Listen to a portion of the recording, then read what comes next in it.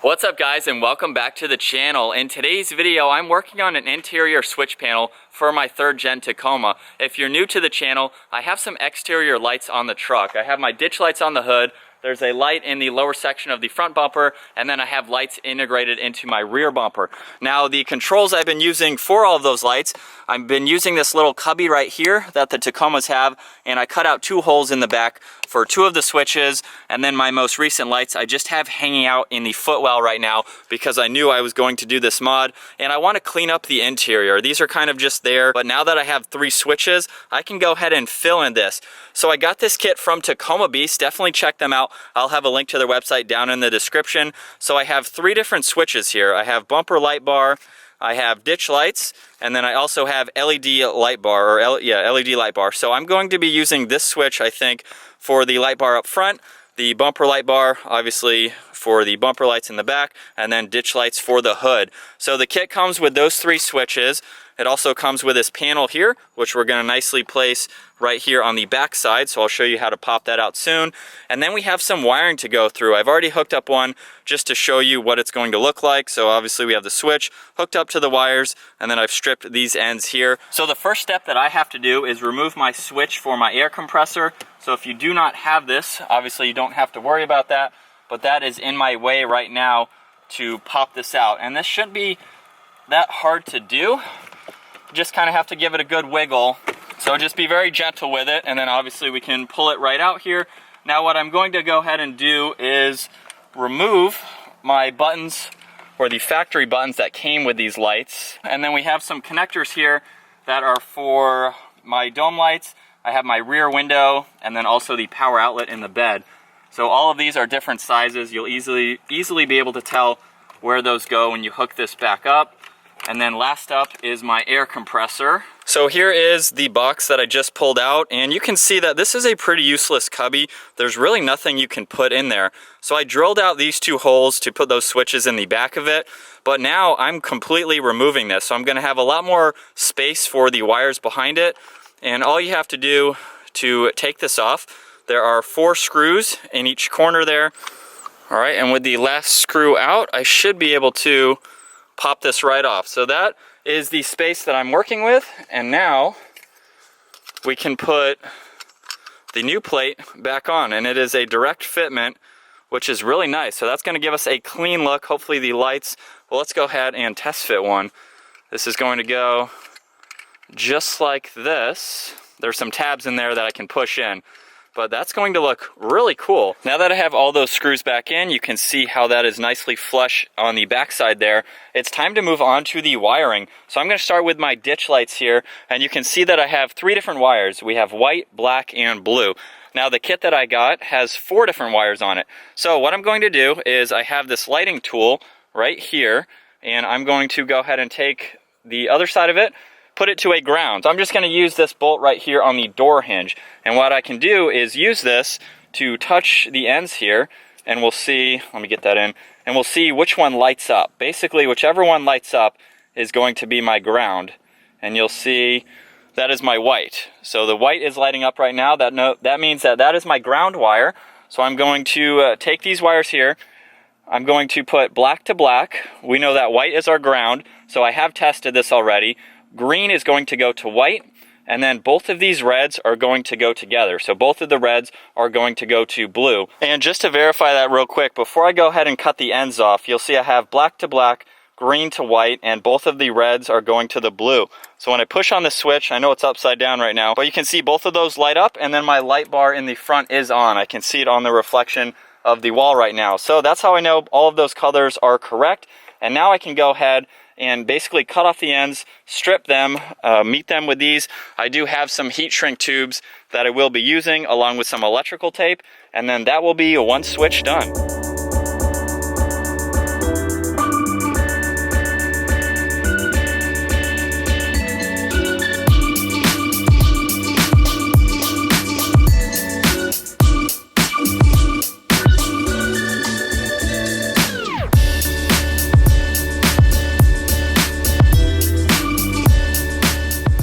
right, so with this one complete, you can see I have the heat shrink tubes on it right now. I just have to complete those, and then I'll use some electrical tape to clean everything up and just tie them in together a little bit nicer.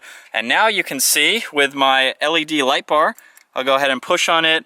That is lit up right now, and then you can see that the bar is turned on. So it's really not too confusing once you can figure out which lights obviously go to which wire from here, but just know that both of the reds go to the blue, the black goes to black, and then green goes to white.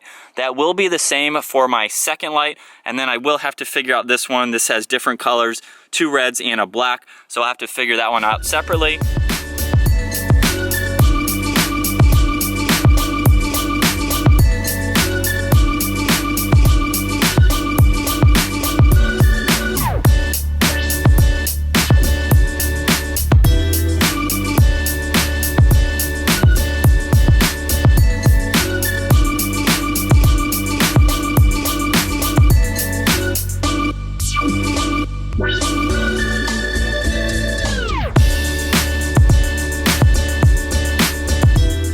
Alright, so that's 2 wires down, 1 to go. These are my ditch lights. So again, you can see everything is lit up, along with being able to turn on and off both the lights. So that is pretty cool so far. Of course, most of this is going to be hidden away, so I just have them hanging out for right now. And I can disconnect them from right here, so the switch can go on the front side with the wires in the back. But now it is time to move on to the third one. So the major difference here is that we have 2 red wires and 1 that is black and red. So completely different from the ones up top. So I have my tool here that I still have grounded. And so I'm just going to go along each one like I did on the previous light, and we'll see which one lights up. Looks like it's the far one on the left. So that is our red one. So that means we'll be putting green on this red. Then we're going to put black on the opposite side, and right in the center will be both of our reds. So all I have to do is pop this switch off just by pinching the ends of them there. So if you have some kind of needle nose pliers like that, it's very easy to do. And then next up, I can cut away some of this covering.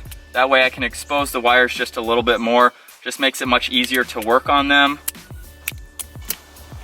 One thing that I would recommend too is pulling the fuse when you're doing this in case any of the wires touch each other. You don't want to risk blowing a fuse. So remove that if you can before you get everything hooked up, and then put it back in place when you're ready to go.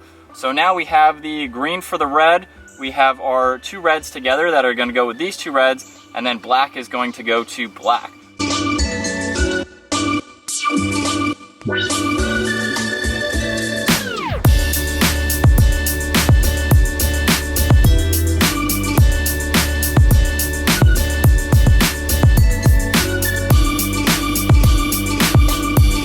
So after a little bit of time, I have everything ready to go now. So I'm just gonna go over a quick overview talking about this switch down below here. This one took me a little bit longer just because it was different than the upper 2.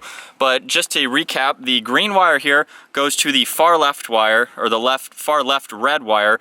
The wire in the center was red, went to the 2 red ones here, and then the red and black was a double wire. So on the far right, it was red and black, and that went to the black wire.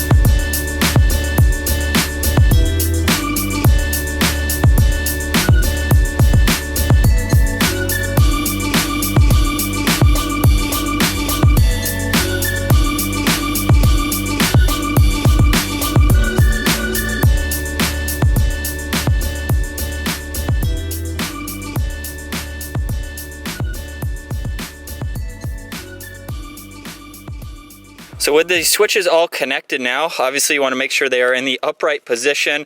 And there's some tabs on the top and the bottom of them that you just need to, I guess, kind of pinch, maybe put the bottom one in first and just kind of pinch and wiggle them in. There we go. Or you can do it by hand. Either way. All right, so with all those wires in, it's easy just to clamp this thing back into place. And I don't need to use this anymore because this came with the factory box. I just need to put my air compressor switch on, make sure that is good. And just like that, I am finished installing all 3 of those switches. Honestly, it took a little bit more time than I was expecting, but hopefully that's a good step-by-step for you guys. if you're looking to install a switch panel for yourself. But just to make sure they all work, let's go ahead and do the bumper light bar, which is in the rear. We have the ditch lights and then the LED light bar up front. So just to make sure, we got both lights in the back. You can already see the ditch lights from here on the hood. And then we have the bumper light down below. I've had a lot of comments too on my front light bar if this bar on top actually hinders any of its performance, being able to shine bright. Honestly, I have no problems. It sits just underneath this bar, which is awesome. I do think I have to angle it down just a little bit, but I have no complaints with that small bull bar. So there we go, installing the switch panel from Tacoma Beast. Again, definitely check out their website in the description below. I hope you guys enjoyed today's video. If you did, give it a huge thumbs up. Consider smashing that subscribe button if you want to see more videos on the Tacoma and other videos that we upload. I look forward to seeing you guys in the next upload.